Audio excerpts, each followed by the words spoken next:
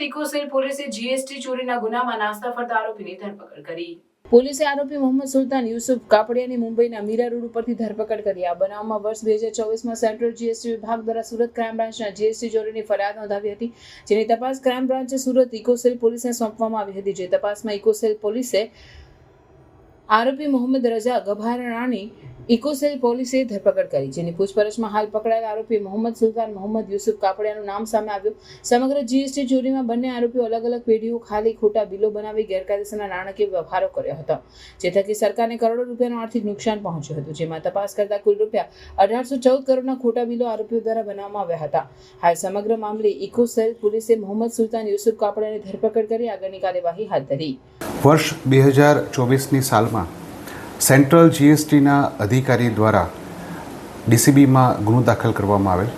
એ ફરિયાદની હકીકત એવી છે કે સેન્ટ્રલ જીએસટીના અધિકારીઓને ધ્યાનમાં આવેલ કે સુરતની અમુક પેઢીઓ કોઈપણ પ્રકારના માલની લેવડ દેવડ વગર બોગસ બિલો બનાવી અને ખોટા બિલો ઉપજાવી ખરીદ વેચાણના બિલો બનાવી અને સરકારના ટેક્સની ચોરી કરી રહી છે.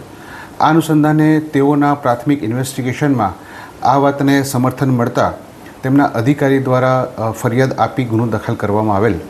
જે અનુસંધાને તપાસ દરમિયાન જે તે વખતે તુરત જ મોહમ્મદ રજા ગભરાણી ભાવનગરનો જે આરોપી હતો એની ધરપકડ કરવામાં આવેલ અને ફરિયાદમાં 8 પેઢીઓ જે જણાવેલ હતી એ 8 પેઢીઓ સુરતની હતી. તે પૈકી પેઢીઓના જે ખોટા કરારો, ભાડા કરારો અને ખોટા પુરાવા ઊભા કરી આ પેઢીઓની રજિસ્ટ્રેશન કરવામાં આવેલ, જીએસટી નંબર લેવામાં આવેલ અને ત્યારબાદ ખરીદ વેચાણના ખોટા બિલો ઊભો કરવા.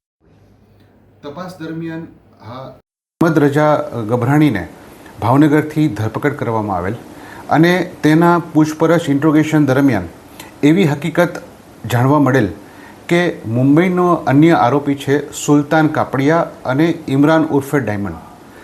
આ 2 આરોપીઓએ પણ આ કાવતરામાં સામેલ થઈ અને પેઢીઓના સરનામા અને બીજી અન્ય પેઢીઓ કે જે કુલ 145 પેઢીઓ થાય છે, આ બધી પેઢીઓના ખોટા ભાડા કરારો, ખોટા પુરાવા ઊભા કરી રજિસ્ટ્રેશન કરાવી અને કુલ 1800 કરોડના ખરીદ અને વેચાણના બિલો ઊભા કરી સરકારની ટેક્સની ચોરી કરેલ છે. જે અનુસંધાને હાલનો આરોપી સુલતાન કાપડિયા કે જે મૂળ ભાવનગરનો રહેવાસી છે અને હાલ મુંબઈ રહે છે, એ આરોપીની ધરપકડ કરવામાં આવેલ છે અને એના દ્વારા જે બિલો બોગસ બનાવવામાં આવેલા એ અનુસંધાને હાલ રિમાન્ડ ઉપર છે, તપાસ ચાલુ છે.